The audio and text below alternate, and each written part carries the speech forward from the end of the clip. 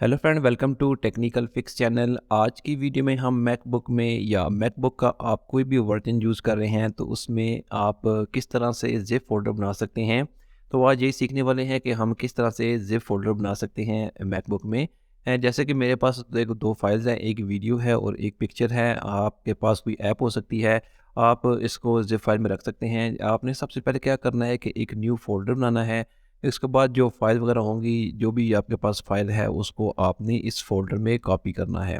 Copy करने के बाद यहाँ देख सकते हैं जो फ़ाइल्स हैं वो मेरे फ़ोल्डर में आ चुकी हैं। इसके बाद आप फ़ोल्डर का नाम भी चेंज कर सकते हैं। यहाँ से आपने फ़ोल्डर को सेलेक्ट करना है। सेलेक्ट करने के बाद आपने फ़ाइल में जाना है और कंप्रेस बटन पर क्लिक करना है।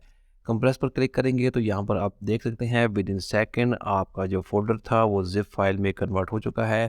आप यहाँ पर डबल क्लिक करके इसे अनज़िप कर सकते हैं और अपनी जो भी फाइल्स होंगी वो आप यहाँ पर देख सकते हैं। तो आपने बहुत आसान तरीके से इसको ज़िप फ़ोल्डर में कन्वर्ट करना है। जहाँ पर कंप्रेस बटन पर क्लिक करेंगे, उसके बाद जो फ़ोल्डर होगा वो ज़िप फ़ोल्डर में कन्वर्ट हो जाएगा और यहाँ पर डबल क्लिक करके आप उसे अनज़िप कर सकते हैं और उसमें आपकी जो भी फाइल वगैरह होंगी वो आप देख सकते हैं। तो आप इस तरह से बहुत आसान तरीके से मैकबुक में ज़िप फ़ोल्डर क्रिएट कर सकते हैं। Thanks for watching.